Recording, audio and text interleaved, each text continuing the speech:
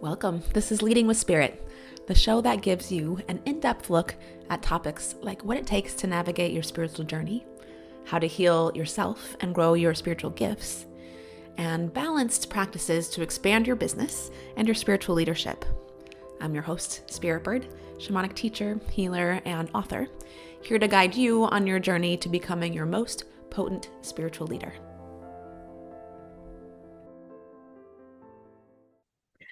Hello and welcome for the dreaming episode. I am so excited to share this with you today. I've been sitting on this information for a long time.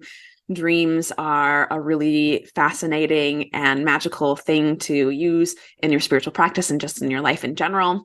So this is for you, whether you are already a pretty vivid dreamer and have a lot of dreaming experience and want to know how to dive into that more and how to actually use it.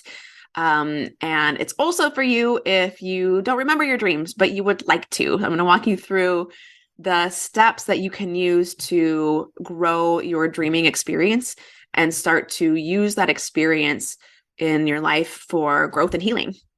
And so let's just get to it. So in general, I view, and in the shamanic worldview, we view dreams as basically a mirror. The dreamer might even actually be the more true part of yourself. It's the part of yourself that's actually connected to the unseen realm and the collective field, like automatically just by who it is. And what I love about dreams is that you can actually see your growth and progress through them, because your dreaming self and your waking self are going to basically be in communication with each other and mirror each other. So oftentimes, if you're working on something, you might start to dream and heal yourself through your dreams in that thing. Like, just for an example, I remember when I was working a lot directly on some of my voice stuff and using my voice and having my boundaries and all these things. And I kept having dreams where like a bear would come and try to attack me. And in my dream, what would happen is I would try to scream, right? And no sound would come out. And then oftentimes I would wake up. So this is like where the dream is taking you to the fear and giving you an opportunity to change it.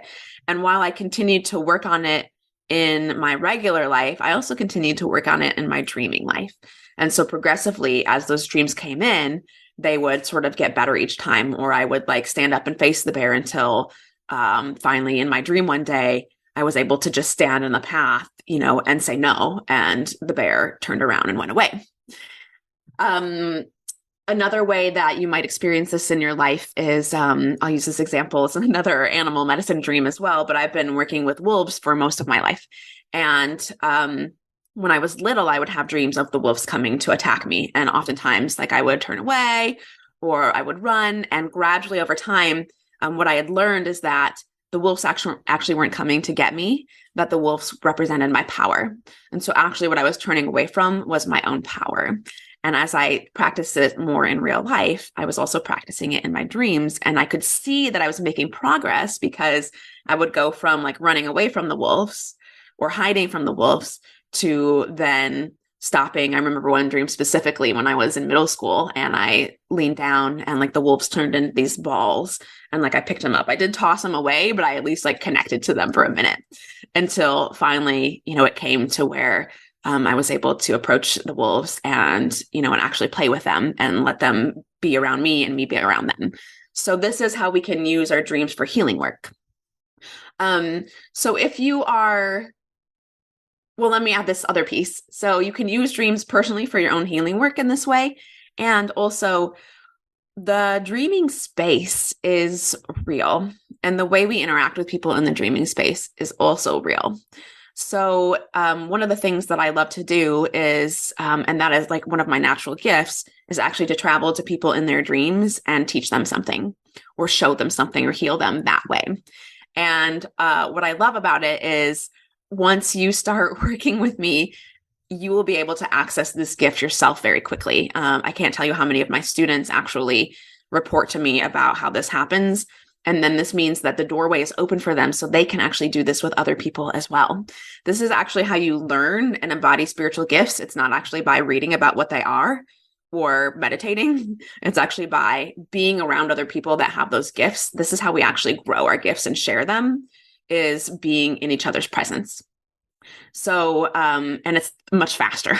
It's much faster than stumbling through it on your own as well. And it's a lot more fun because we get to do it in community and actually see how what we're doing affects other people. So again, whether you are not much of a dreamer, but you would like to be, or maybe you're already a vivid dreamer and you're wanting to learn how to have like a consistent practice with it, I want to walk you through some steps that have made the big difference for me in my life with my dreaming work. So I'm going to start really with just becoming a stronger dreamer. A lot of us will remember our dreams like randomly. You probably have multiple dreams throughout the night. And if you don't at all, it's not because there's something wrong with you. It's just sometimes a practice. Some of us are just going to be naturally more connected with the unseen realms, right, than others. But it doesn't mean it's not something that you can cultivate. So the first thing that you can do to grow your dreaming practice is to try to make thinking about your dream the last thing you think about before you fall asleep. So like as you're falling asleep, I will just like repeat in my head, I'm going to remember my dream. I'm going to remember my dream. When I wake up in the morning, I'll remember my dream. The first thing that I'm going to think up in the morning is what was my dream. And you'll need to do this for, a regular basis, like probably for a few days, a few weeks even. And then this starts the habit so that your waking self, the first thing they think of is what was my dream. And your dream, you have access to your dream for this sort of like in-between time. There's this in-between time from when you're sleeping to when you're waking that actually has this really incredible healing power. It's a great time to visualize and manifest. When you wake up in the morning, actually, if you can just stay in bed for like 5 or 10 minutes and try not to jump up, try not to start thinking about your day and just stay in the space, freaking miracles happen here. So a few things that can be helpful for you here is to record your dreams. That's the next step. That might be writing them down. If you, again, that like sort of like liminal space in between, I'm sure you've had that experience where you wake up and you remember your dream and then like, it's like if you try to grasp it too fast or think of anything else, it just goes away. So one way to help you retain the dream is to, not jump out of bed and like go write your journal somewhere else or like turn on a bunch of lights, but just sort of like have your journal right by your bed.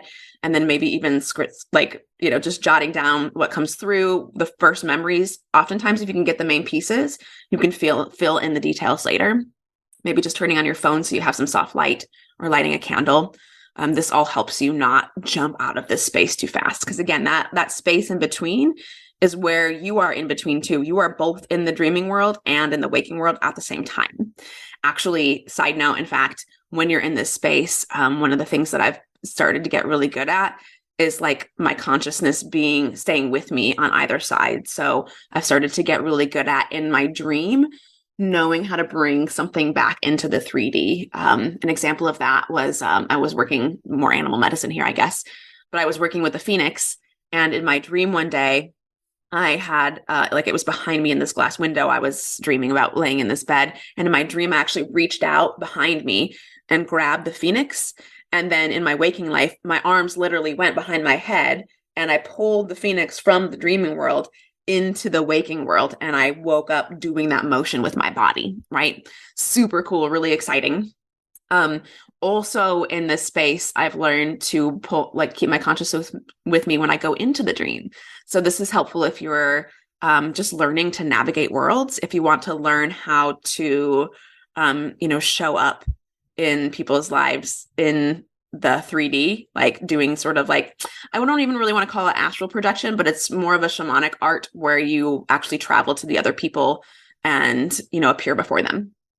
So this is one of the ways you do that by, working through this space and being able to slip between the realms pretty easily. And you can learn how to do this by practicing this way, by giving yourself that like 5 minutes of the in-between time.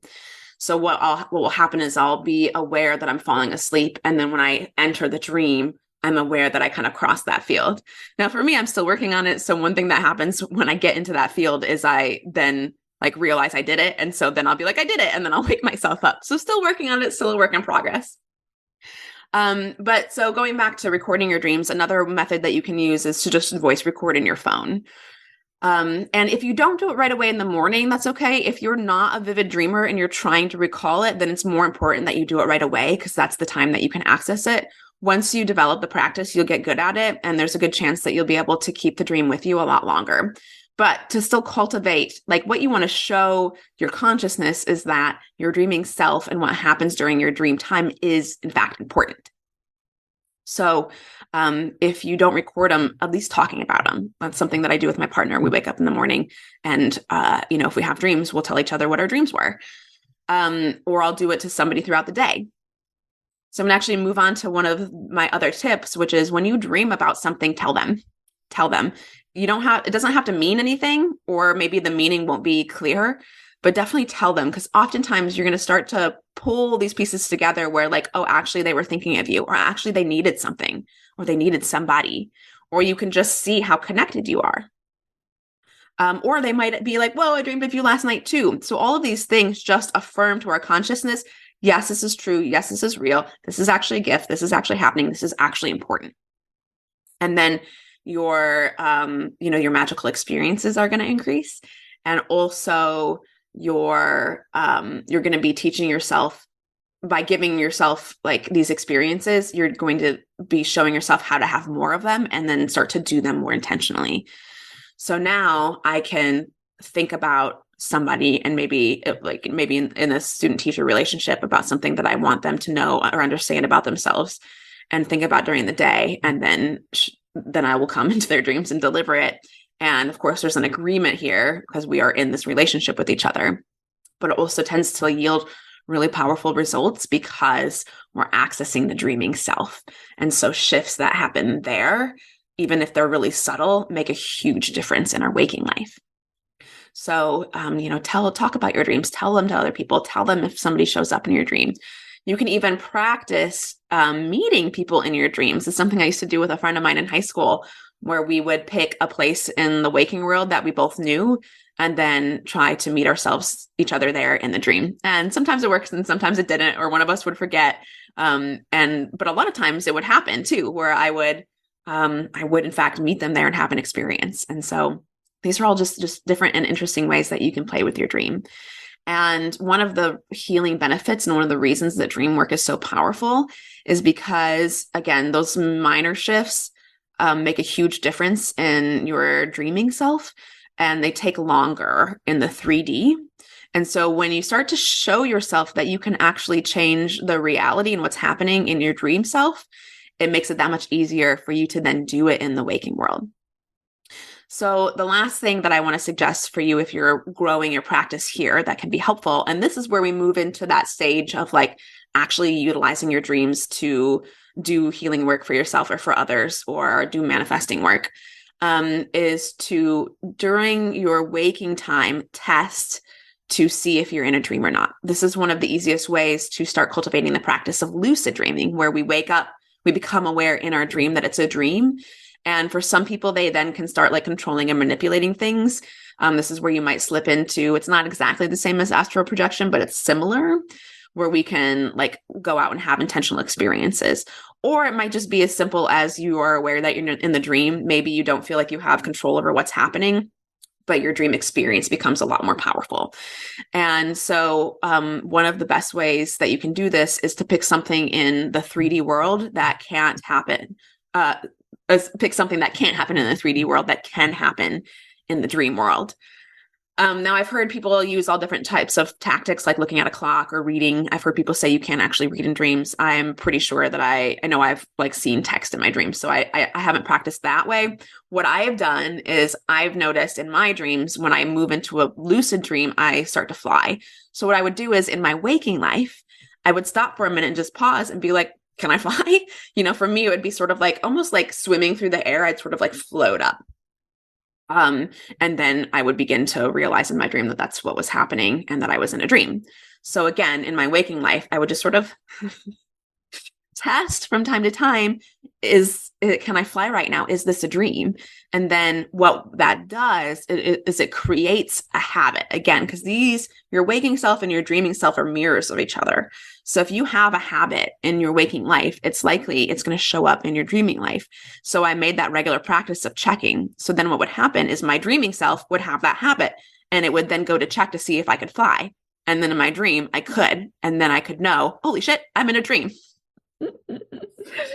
So is this a really magical, beautiful thing that we do as humans? I could talk about this stuff for hours, especially around the theory of why we started dreaming in the first place, who came first, and all of the cool ways that we can use dreams to improve our lives.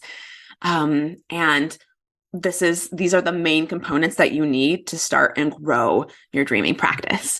So I would love to hear from you. I'd love to hear how you've used dreams in your life to change things. I'd love to hear, even if you want to learn to dream more and you're having trouble with it, one of the first things to do is just to claim, I want to start remembering my dreams. Let me know. Join us in the Facebook group, Leading with Spirit. Let me know about your dream practice. Let's play a little bit in this together. Thanks for joining me today. Welcome to today's Member Query episode, where we explore questions about spiritual paths, intuitive gifts, growing a spiritual business, and shamanism. Do you have a question for us? Send us a DM at Holton Healing Arts. Have you been hearing the call to expand your spiritual gifts and step into your next level of conscious leadership? If you're a coach, healer, or a spiritual leader, you can learn more about Shaman School and growing your spiritual business on our website, holtonhealingarts.com, or send me a DM at Holton Healing Arts.